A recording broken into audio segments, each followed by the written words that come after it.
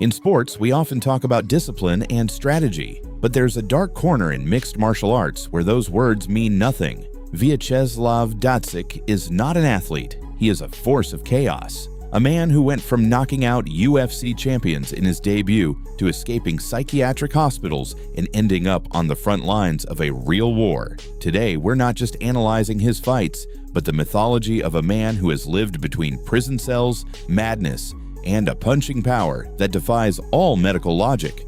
Get ready to enter the world of the Red Tarzan. Are you ready to enjoy one of the best Russian fighters in the UFC?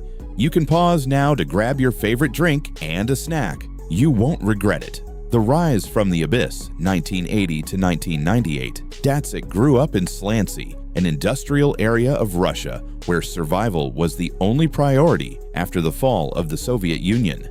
Training stats. Unlike his rivals, Datsik never had an elite coach. His style was based on pain tolerance, developed in street fights, and bone hardening from constant arrests and clashes with police. In other words, Datsik was forged in a hostile environment where his body adapted to endure pain, cold, long, grueling days, and even sleeping in uncomfortable places. Psychological profile. With more than 16 recorded concussions before reaching adulthood, Datsik developed uninhibited aggression.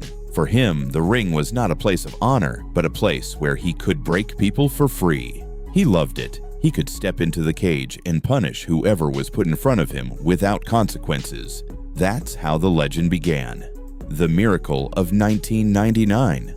Datsik versus Andrei Arlovsky. The build-up. Andrei the Pitbull. Arlovsky was the prototype of the perfect fighter, technical, fast, and with a bright future in the UFC. Datsik was seen as a sacrifice to boost Arlovsky's record. The favorite. In the betting houses of St. Petersburg, Arlovsky was the overwhelming favorite. No one was betting on the Russian brawler with no technique. However, everyone kept an eye on the possibility of an upset, since he was already known as an aggressive and highly unpredictable fighter. Round 1. Datsik's martyrdom. For almost the entire round, Arlovsky delivered a masterclass. He landed jabs, combinations, and knee strikes that would have knocked out any normal human. Drop the hips and push forward, and there it is. He's going for the guillotine choke, but he doesn't really have it because the arm is at a crazy look on his face. Wow. Headed Datsik. Datsik with a... This is a slugfest here. Yes, you can see he has been continuing. Yeah, this fight could be over. I mean, yeah, it looks like it because, this is the infamous lunch money fight, and it looks like at least one of them. Datsik just kept walking forward, arms down, absorbing the punishment with a disturbing smile. He seemed unfazed, but everyone knew Arlovsky had serious power and the technique to generate force through his hips in every strike. The crowd couldn't believe how much Datsik was enduring. Wow! They're slugging it out. Being a supremely technical move, and Datsik, the kickboxer, gets the takedown. Things seem to have gotten... The breaking point. When Arlovsky grew confident and went in for the finishing blow, Datsik unleashed a looping right hand from the hip. There was no technique, just pure inertia. The punch wasn't pretty, it was wild, improvised, and probably not even planned by Datsik himself. Up and next, and here the audience. Whoa! Coffin. Arlovsky is out, the fight is over.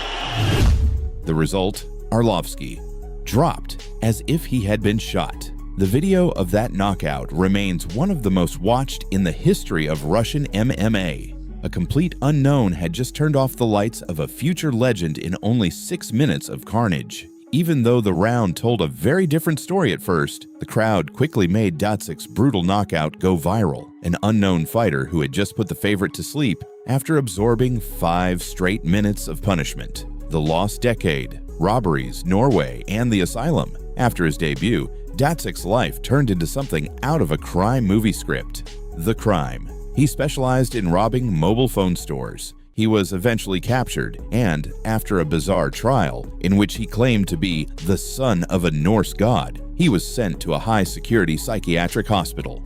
The escape.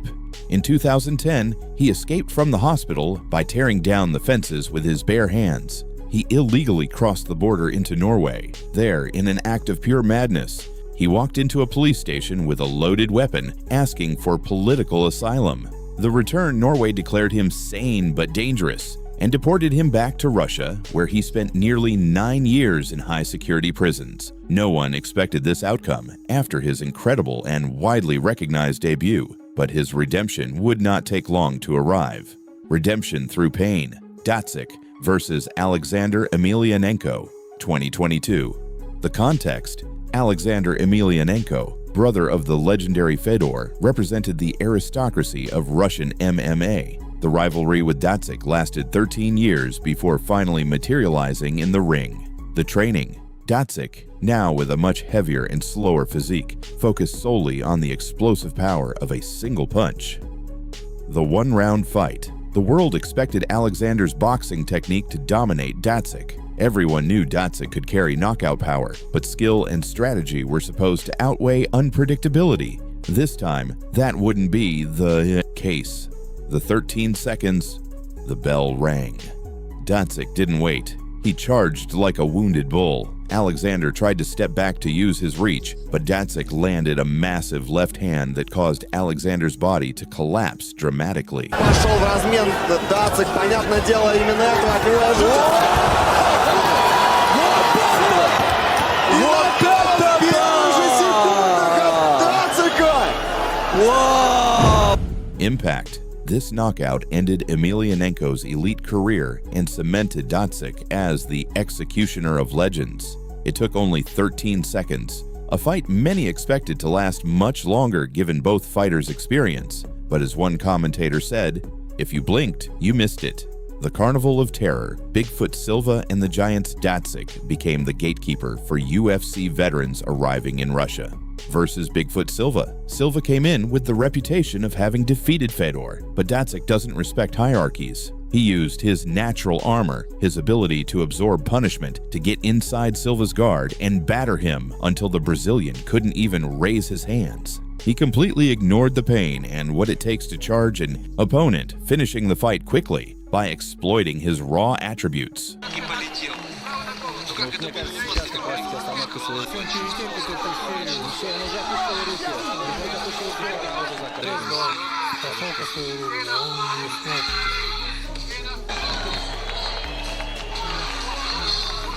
Мне кажется, сейчас как раз остановка своего. Зажал. Много промахов. Я думаю, сейчас много попаданий, Если он перетерпит эту серию. Все, он уже опустил руки. Пора уже заканчивать. Versus Geronimo dos Santos. The Brazilian tried to intimidate him physically. Datsyk, with his empty red Tarzan stare, simply demolished him round after round until Dos Santos refused to continue, fearing permanent brain damage. A complete massacre. The crowd couldn't believe what they were witnessing. Очень коварный у него, да, корявый удар. Падает Мондрагон после левого бока. Ногой в печень. И в итоге был вынужден признать свою победу. Это был коварный у него, да, корявый удар. Падает Мондрагон после левого бокового. It was a complete spectacle for the audience. An individual with little technique and no extraordinary physical strength was beating the favorites one after another, and it seemed like no opponent could come up with a strategy to defeat him. And we would never see it happen, because Datsyk did something that took him away from the ring forever.